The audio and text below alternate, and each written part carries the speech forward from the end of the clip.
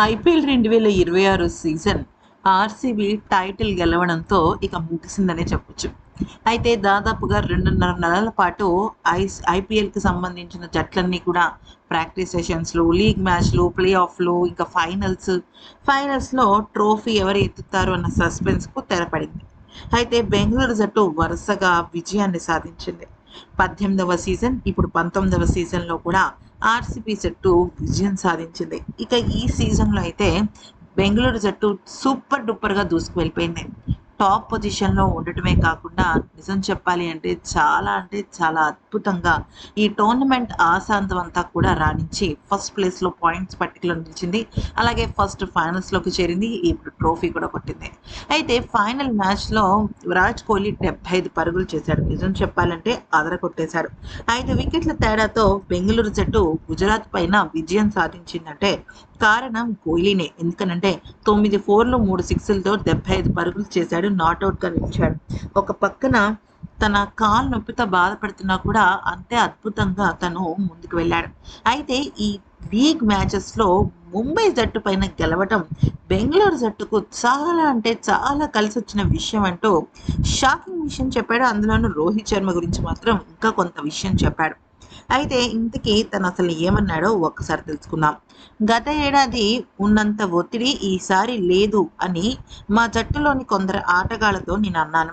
మా గ్రూప్లో ఎట్లాంటి ప్రతిభ ఉందో మాకు బాగా తెలుసు. మేం పాయింట్ల పట్టికలో అగ్రస్థానంలో నిలిచాం. ఫైనల్కు అందరికంటే ముందు చేరడానికి ఒక బలమైన కారణం ఉంది. మేము జట్టుతో ఒకటే చెప్పాం.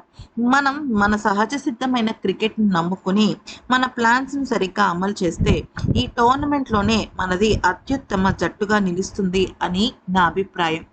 దాన్ని మా జట్టు ఆటగాళ్లు తూచా తప్పకుండా పాటించారు. బహుశా అదే మా ఈ విజయానికి కారణమేమో అనిపిస్తోంది.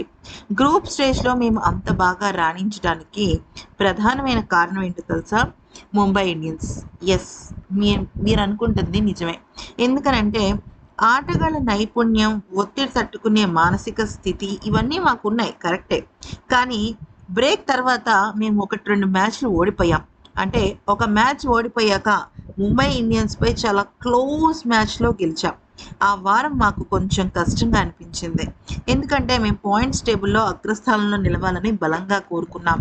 అయితే ముంబై ఇండియన్స్ పైన ఉత్కంఠపోరుతో గెలిచిన తర్వాత మా ఆత్మవిశ్వాసం రెట్టింపైంది. ఆ సమయంలో రోహిత్ నా దగ్గరికి వచ్చి, మీరు ఈసారి చాలా బాగా రాణిస్తారు, నో డౌట్, మీరు ఇలాగే దూసుకు వెళ్ళిపోండి అంటూ నాలో తెలియని ఒక ఆత్మవిశ్వాసాన్ని నింపాడు. ఆ తర్వాత కేకేఆర్పై చాలా భారీ విజయాలు నమోదు చేశాం. టేబుల్ టాపర్స్గా నిలిచినప్పుడు ఇప్పుడు మళ్ళీ టైటిల్ ఎందుకున్నాం. మాది ఒక అద్భుతమైన జట్టు. ఇలాంటి విజయం కోసం మేము చాలా ఏళ్ళు వెయిట్ చేస్తాం. మైదానంలోకి అడుగుపెట్టినప్పుడు ప్రతిసారి మనం ఒంటరిగానే జట్టును గెలిపించాల్సిన అవసరం లేదనే భావన కలిగించే ఆటగాళ్ళు చుట్టూ ఉండటం చాలా గొప్ప విషయం. మ్యాచ్లను ఒంటి చేత్తో గెలిపించగల ఆటగాళ్ళు మన పక్కన, మన వెనక ఉంటారు.